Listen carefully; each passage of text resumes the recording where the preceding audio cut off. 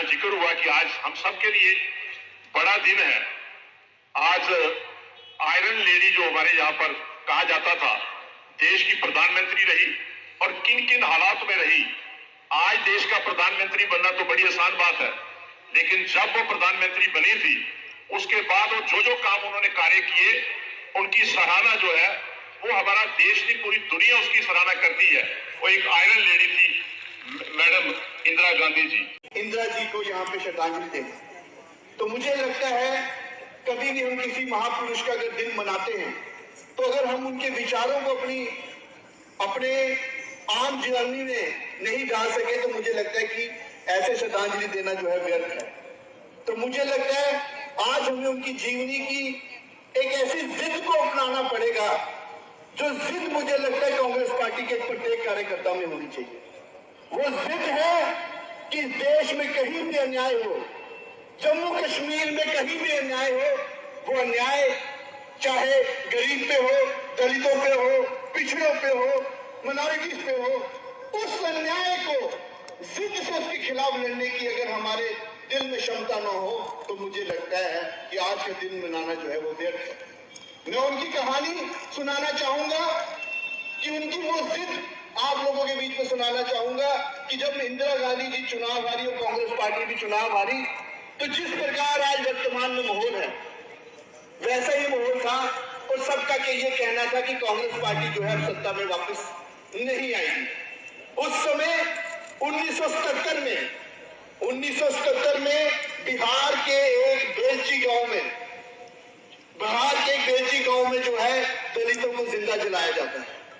जब ये खबर हमारी नेता इंदिरा गांधी जी के पास पहुंचती है तो वो ये जिद ठानती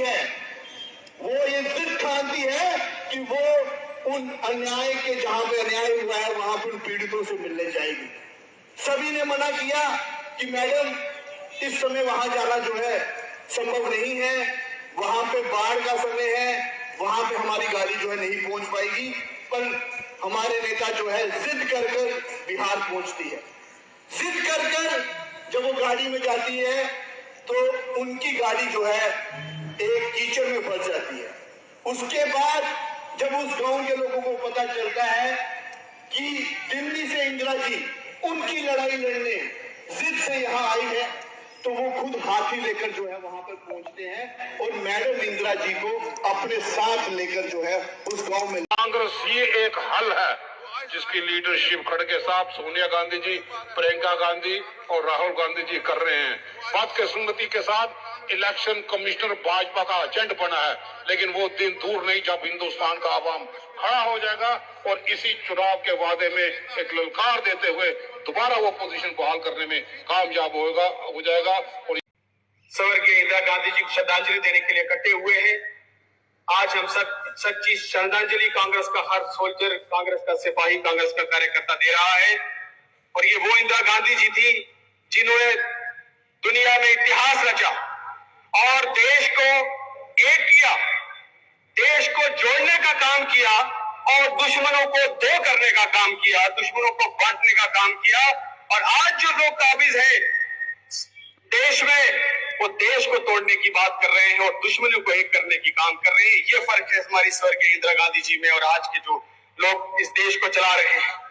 आज देश में जिस तरह की स्थिति है, आज हर कांग्रेस कार्यकर्ता को ये प्रण लेना है और सच्ची श्रद्धांजलि इंदिरा जी को तब होगी कि उनके बताए हुए रास्ते पे देश को एक करना है।